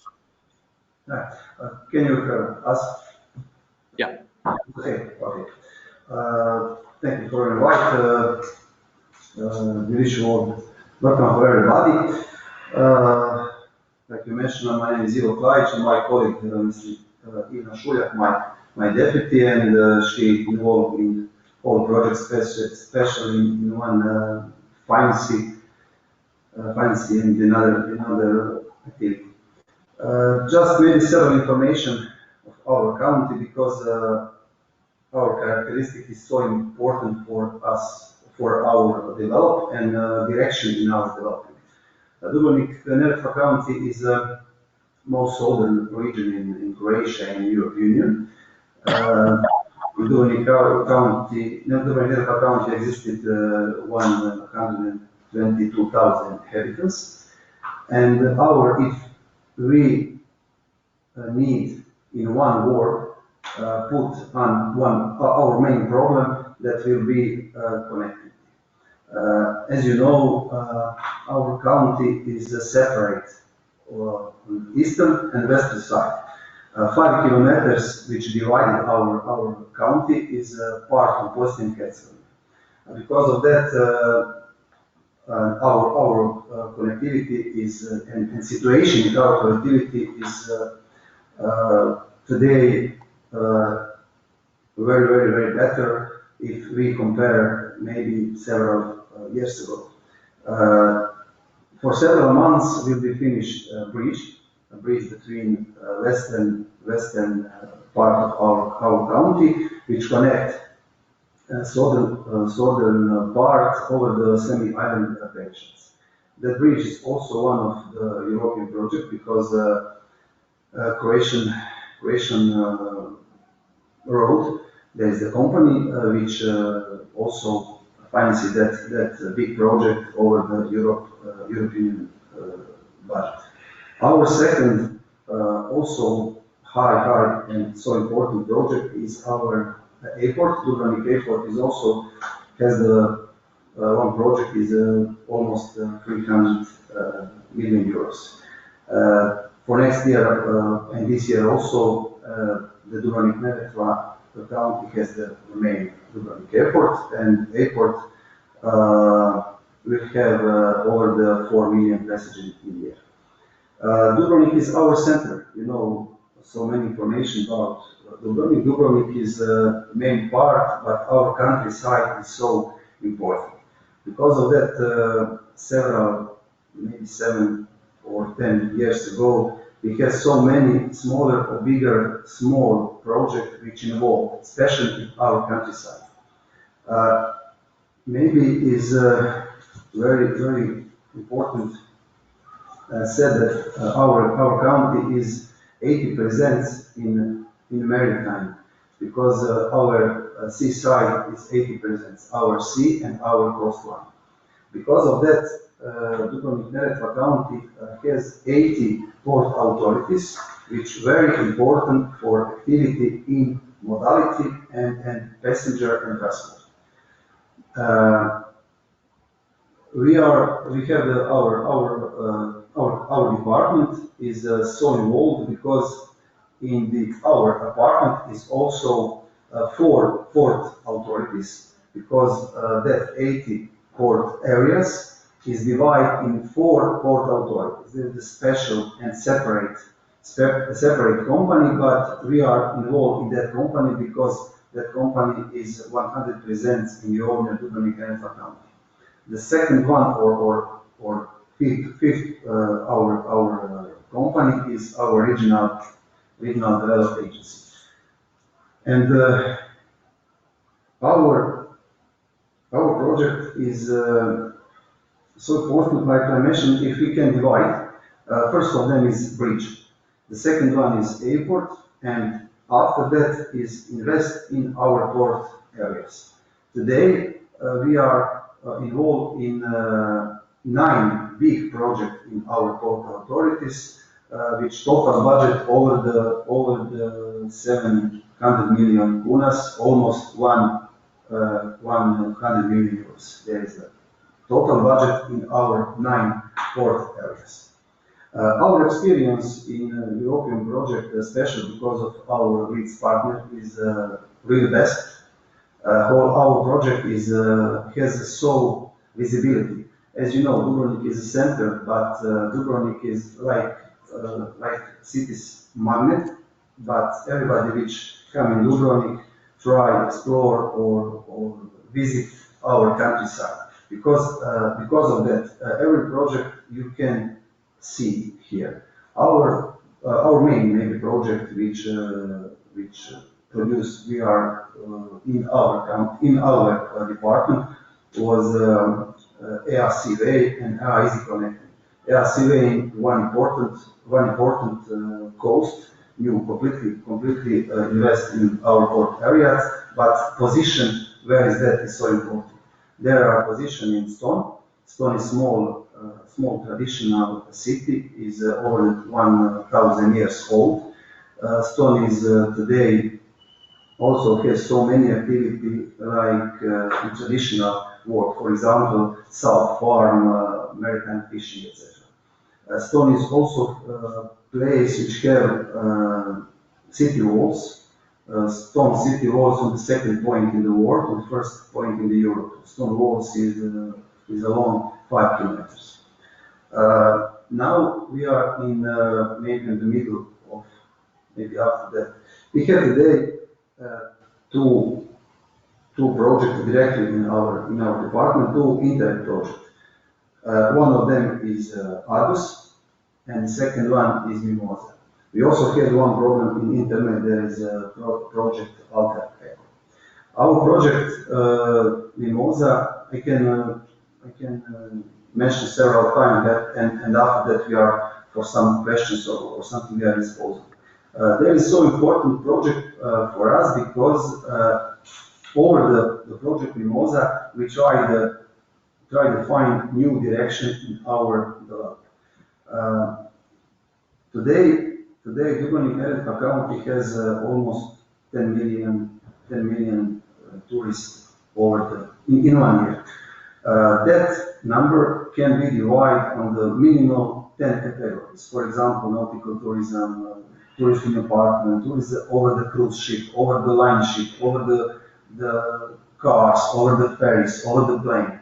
And because of that, our main direction in our future, one of the so important, it is the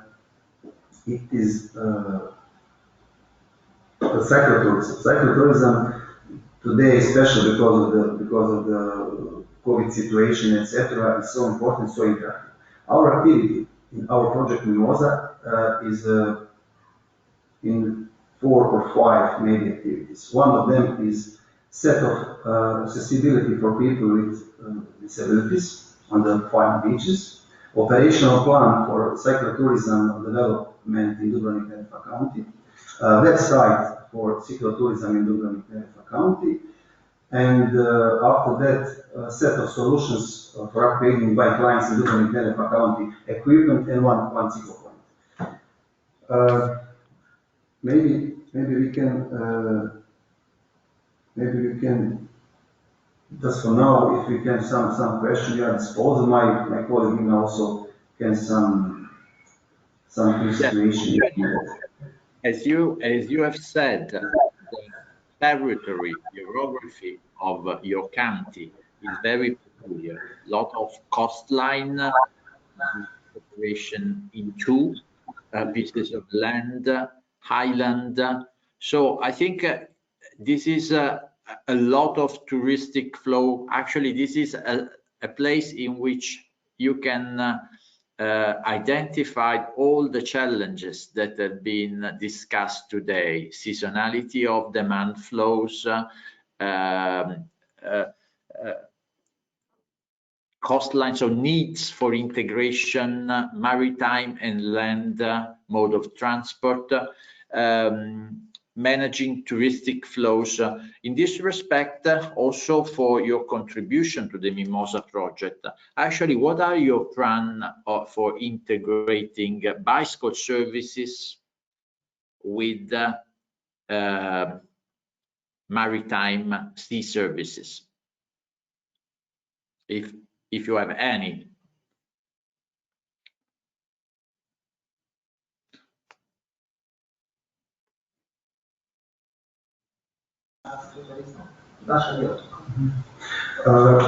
Like you mentioned, 80% our territory is a maritime part. We have the one long distance island is Lastovo. Second one is Med. Med is national park. Korčula, semi-island Pelješac, and 3 relative islands very close to Dubrovnik. The city of Dubrovnik, also in cooperation with Dubrovnik County, has one project, Respect the City. Because of that, so many numbers and visiting, we need to respect our traditional and culture for our development. Cyclotourism and the cyclo points is so important because last several years, for example, island of Lastovo or island of Med, national park, is so developed because of the tourists, special touristic bikes. As you know, how is some new direction? Always tourists coming, and after that you need to put the infrastructure. Because of that, over the MIMOSA, we finished the operational plan for cyclotourism, and that plan showed us that we need cyclo points and place for cyclo sets. In whole our country, we will have in the future maybe 6 or 7 cyclo points and maybe 60 or 70 placing for cyclo sets. In this case, over the project MIMOSA, we will finish on the 19 place cyclo sets and 1 cyclo point. And that is so important for our direction, but also is so important for our visibility of project MIMOSA in our area. Yes. And because of that, everything is so, sorry. Maybe we have some specific situation. Our apprenticeship, our American affairs, our agriculture, and our activity is so hard to divide, official divide, because intermodal connecting is everything. Because you need use both between Dubrovnik and Elapit Island, between Dubrovnik and the Med. And our opinion that is this project is so important for our direction, start that direction and start to define the new direction in our development. And that is so important. Special is today, we for now feel so good result because so many tourists coming here with bikes or using the bikes. We are also, maybe it's important, we are also on some rail, Eurovelo is also passing during our policy. Yes, thank you for this, for sharing the information and this experience.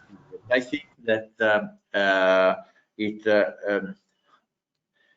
has been very interesting today participating roundtable. We don't have time for a second round, but I would like to draw some very before leaving the floors to Mr. Luppino for the conclusion of the conference today. I would just conclude this roundtable sharing with you one thought. I think that we have listened today at project and story of success that are able to reconnect the local regional dimension to the national one up to the continental and global level. And the experience of the projects in which you have been involved, I think is able to resume a narrative that can inspire further best practice in the future, contributing to promote attention on economic, environmental, and social values. So thank you very much for participating in this roundtable. And to conclude it, before leaving the floor to the organizer, ETL Dr. Luppino, I would like to share with you a video that has been produced by Regione Marche, one of the Italian regions that should be with us today but could not join.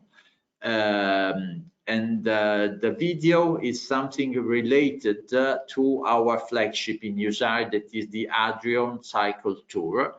I've already mentioned it, and I think it's one of the projects that in a way may reconnect all the project ideas and investment and best practice that you have present today related to cycling mobility. So thank you very much. And now I will leave the floor to the video. Thank you.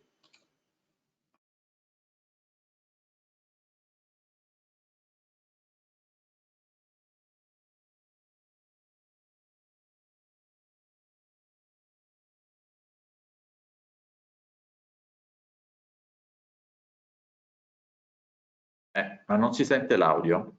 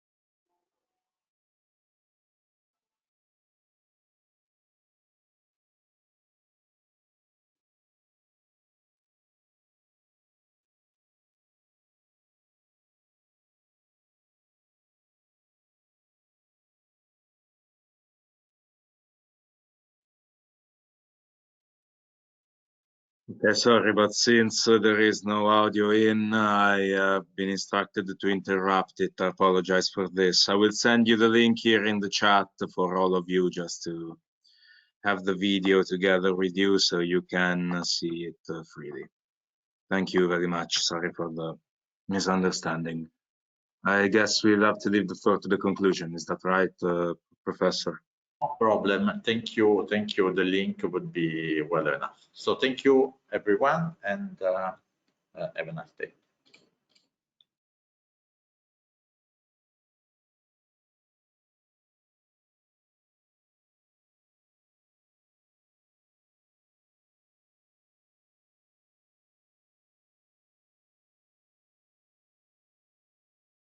I guess it's time to leave the floor for the conclusion. To Giuseppe, I don't know if we can't hear you, Giuseppe, actually, if you're speaking.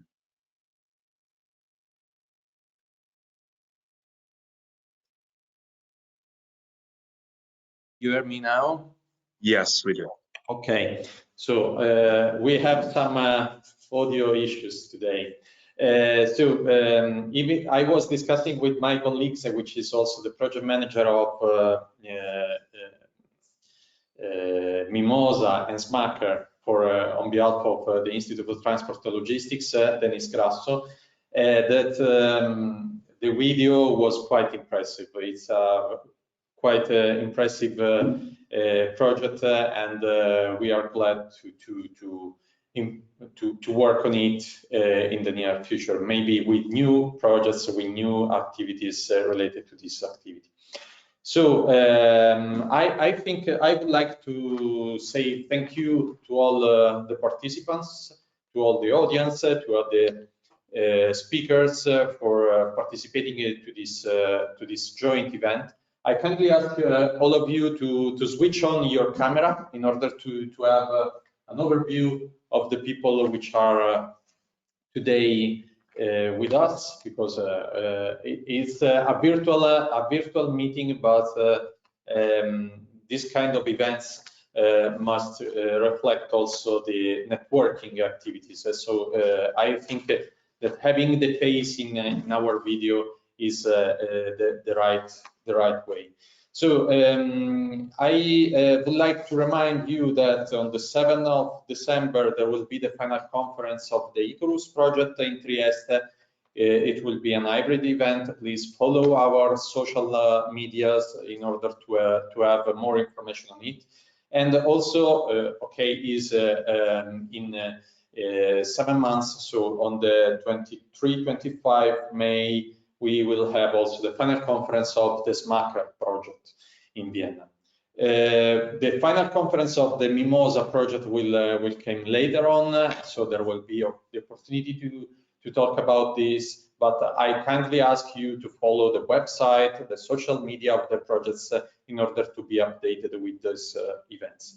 I think we can close. I would like to say again, thank you to Michele Giovenali and Miss Veledar from Marche region for supporting the organization of this meeting, and I hope to see you very soon in another event. Thank you. Thank you very much, Giuseppe. It's a pleasure for us hosting this meeting. Everybody. Bye-bye. Bye.